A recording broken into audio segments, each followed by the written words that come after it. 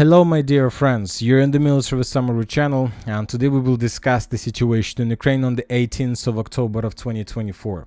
Today we have a lot of very interesting updates, so let's start. And today we're going to start the video with the statements that was made by the President of Russian Federation, Vladimir Putin, and today he reported that Russia does not seek to reshape the world. The emergence of new centers of power is a natural process. Also, he added that the Western countries drove the situation to the Ukraine crisis, and the war began in 2014. Russia uses yuan in transactions not only with China but also with the third countries. Also, he added, he gave some report of possible nuclear weapon in Ukraine. He called the situation this is provocation. Putin's this is very dangerous provocation. I cannot say if Ukraine is able to obtain nuclear weapons. Russia will not allow Ukraine to obtain nuclear weapon. It's obviously nuclear weapons in Ukraine would be difficult to conceal. So most likely, if the Russians receive any information, any intelligence information that Ukraine is about to create nuclear weapon, obviously this is going to be a very difficult days, very difficult period of time for Zelensky himself and for Ukraine itself. Now let's move to the situation on the ground. We have a lot of very interesting changes. First, let's discuss the situation to the north of Prutyn. I'll remind you that since the beginning of October, the Russians managed to improve their position significantly in this area, but most of the territories were marked as contested area due to updates of just different mappers. But today, on the 18th of October, we got the video that was published by the pro-Ukrainian sources, and in this video we can see Russian assault troopers, Sons of Anarchy, with a significant number of motorcycles. That's where creation attack formations, but when the Ukrainians discovered the concentration of the Russians, they began bombing and attacking this territory with the cluster rounds. Based on this video, we have adjusted the map in Russian favor. So these are the changes on the ground just for the previous 24 hours. Now let's move further. As for the Bogoyavlenka-Ugledar direction, during the previous 24 hours, we haven't received anything important, just the regular activity of the armed force of Russian Federation and the Russian airspace forces.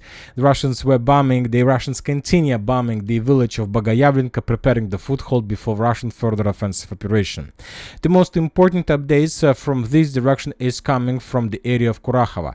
I'll remind you that just yesterday, the Minister of Defense of Russian Federation reported that as a result of clashes, the units of the group of forces managed to establish complete control over the village by the name of Maximilianivka. And yesterday we had two videos. First was published by the forces of 46th Air Mobile Brigade of how the Ukrainians were FPV droning the Russians in the central part of the settlement. Then we got another video of how the Russians were clearing some buildings with the use of mines and explosions. And today, on the 18th of October, we got another video from the Russian sources, and in this video we can see 5 Russian soldiers that were raising the flag in the most central part of the settlement. This is 100% proof that the village of Maximilianivka was captured by the Russians completely.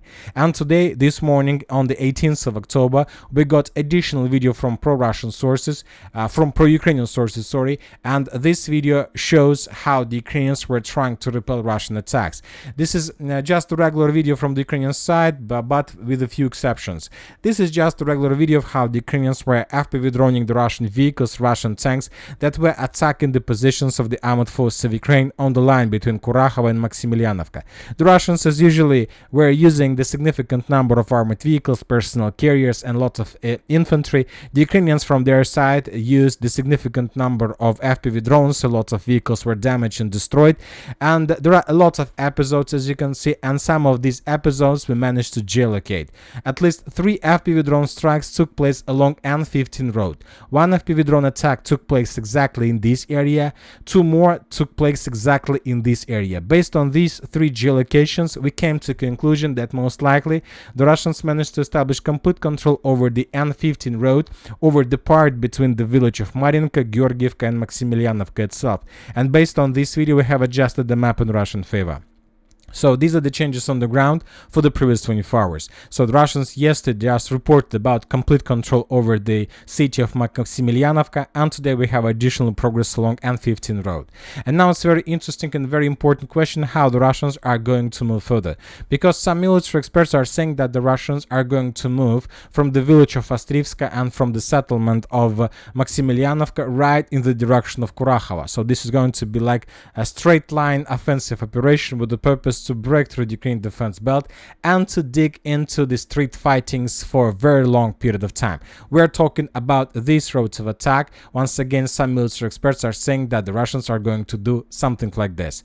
But as for new Russian tactics, as you know, the Russians began using new tactics. Now they're not storming the cities or settlements. They're trying to outflank Ukrainian positions in every single settlement and to take this or that settlement into another cauldron. So due to these Russian new tactics, most likely the Russians from the settlement from this village of Maximilianivka are going to move in the southwestern direction towards the village by the name of Dalnya. So most likely this is exactly what the Russians are going to do. So let's add some arrows, some lines on map to understand. So the Russians are going to move like this, trying to avoid the clashes for the town of Kruhliakivka itself, trying to avoid the clashes for main Ukrainian positions along the main supply roads and main strongholds along the river of this Sukhi Yali. So this is exactly what the Russians are planning to do. I believe, and I agree with this military experts,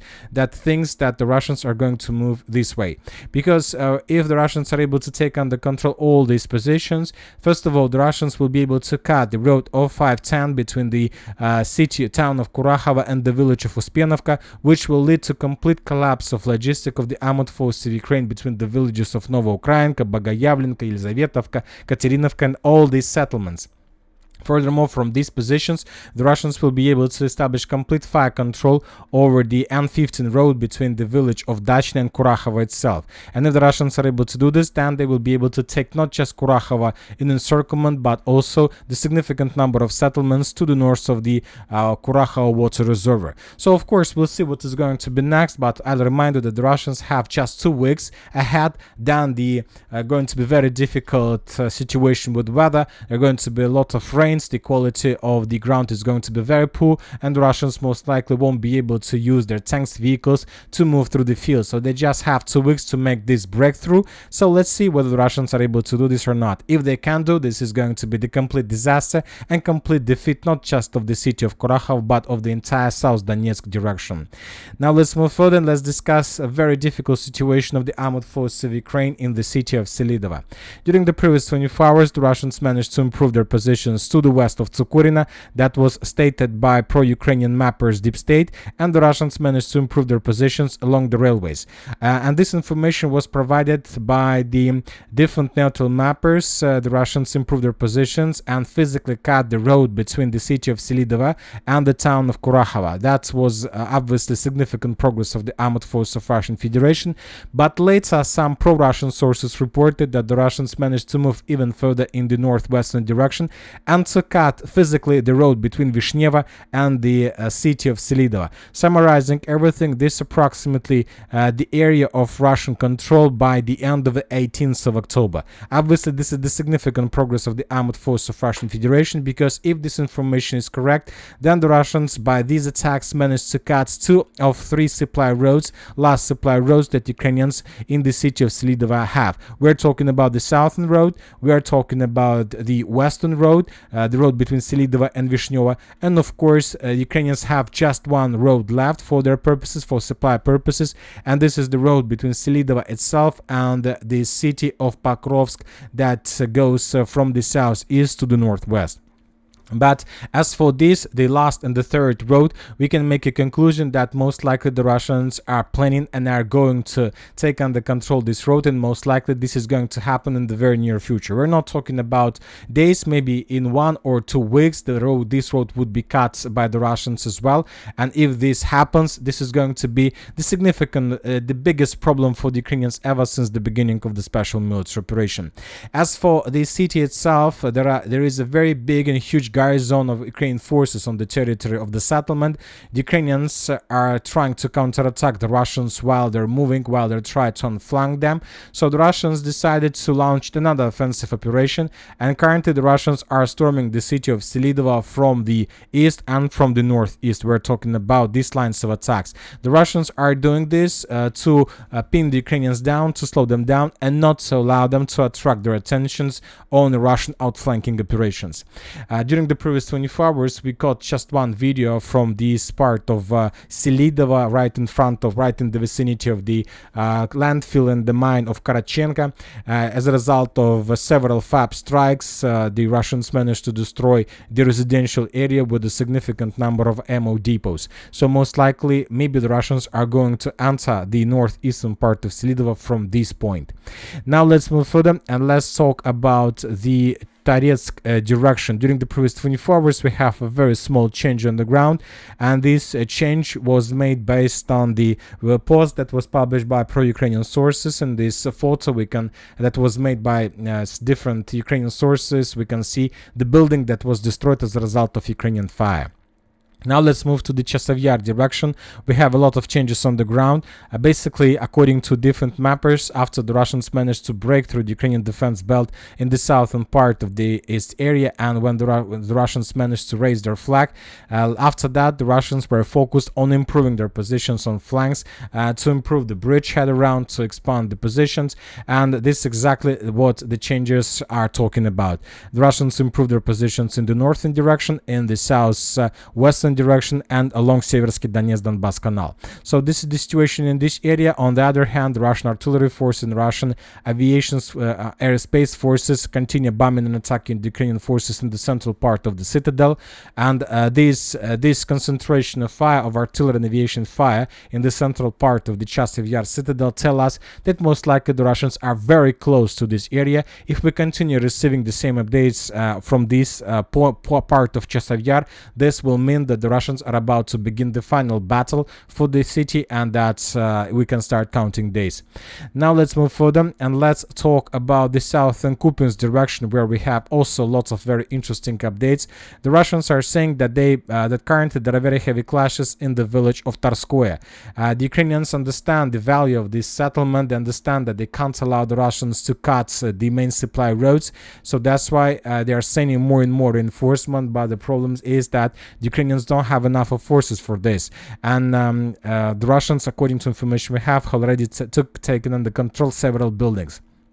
Furthermore, we got a lot of videos of how the Russians were bombing and attacking the Ukrainian positions along the river of Zherebets, in the settlement of Terny, and in the fields around. This video confirms that the Russians are trying to pin the Ukrainians down and not to allow them to bring additional reinforcements from the south.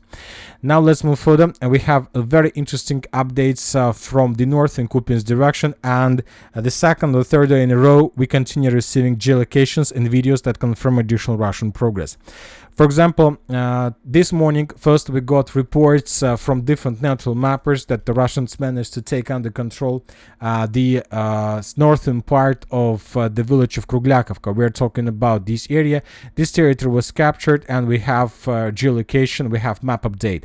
Later, during the day, we got some videos from Ukrainian sources, and in this video, we can see how Ukrainian FPV drones were bombing and attacking the Russian forces on the territory of Kruhliakivka with the use of Baba Yaga drones. A lot of explosions, a lot of destroyed vehicles, a lot of episodes, a lot of geolocations, and at least several geolocations were spotted exactly along this street. Based on this video, we have made the first adjustments in Russian favor. We're talking about this block. Later during the day, somewhere at noontime, we got another video also from the same Ukrainian group of how they were FPV droning the Russians in this part of the village, and based on this video, we have made another adjustment in Russian favor. So summarizing everything, this is the situation on the ground on the 17th of October of 2024, and this is the situation on the 18th. So summarizing everything, the distance between the Russian positions, edge Russian positions in the northern part of the village of Kruhliakivka and the river of Oskol currently is already less than 1 kilometer, which is obviously a big success of the armed force of Russian Federation. And now let's move further and let's talk about the positions of the 77th Air Mobile Brigade. According to information we have, the Russian forces managed to encircle this group of forces as well. We're not talking about brigades or battalions, just several campaigns were captured, companies were captured by the Russians, and according to information we have, the Ukrainians were encircled by the forces of the 1st Tank Army. Now let's move further and let's talk about the Kursk direction, where the Ukrainians continue suffering very big problems. Today we have geolocations that confirm that the armored force of Ukraine that is currently located in this artillery pocket was encircled by the Russians as a result of fast lightning attack. I'll remind you that at first we got this update a few days ago, and this update was made by pro-Russian sources. This is it. The first report that the Russians managed to encircle the Ukrainians in this area we got on the 16th of October by pro-Russian sources. Based on that report, we have adjusted the map as contested area. And today, on the 18th of October, the Ukrainian sources published the video of that attack. In this video, we can see several Russian tanks and personnel carriers that were attacking along the road between Novoivanovka and Malaya Loknya. The Russians managed to reach the fields. The Russians began landing operation, and all this time, while the Russians were attacking, the Ukrainians were bombing and attacking the Russian forces with FPV drones, with anti-tank missiles, with artillery strikes, and as a result of several Ukraine counterattacks, some Russian vehicles were destroyed. But anyway, despite the losses, the Russians managed to dig in deeper and to take the territory under control.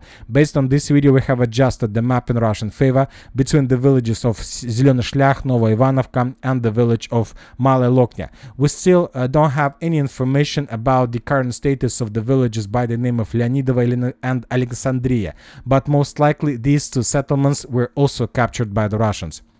Now let's talk about important update to the east of Viktorovka. Today the Russian sources also published the video how they destroyed the bridge, the last bridge between this foothold of the armored forces of Ukraine and the mainland. As a result of missile strike, the bridge was completely destroyed, and the Ukrainians from the village of Viktorovka lost any possibilities for evacuation. Furthermore, right before we start making the video, some pro-Russian sources reported that the village of Viktorovka was also recaptured by the Russians. Summarizing everything, we can make a conclusion that Ukrainians still have possibilities to escape the complete encirclement just through the village of Malaya Loknya. But the problem is that the current distance between possible Russian edge positions in the settlement of Viktorovka and in the settlement of Staraya Loknya is less than 1.5 kilometers. And obviously, if Ukrainians decide to use this road for evacuation, their losses will be up to 90-95%. And this is the biggest cauldron ever that has been already created by the Russians. Selydove hasn't been created yet, and this is one that has been already created. And during the next few days, we're gonna continue receiving a lot of videos of how Ukrainians will try to avoid encirclement and be imprisoned by the Russians, and they will try to escape using fields. And of course, we're gonna continue more and more videos of how the Russians will bomb and attack the Ukrainian infantry in the fields with the multiple launch rocket systems and many other different types of weapon.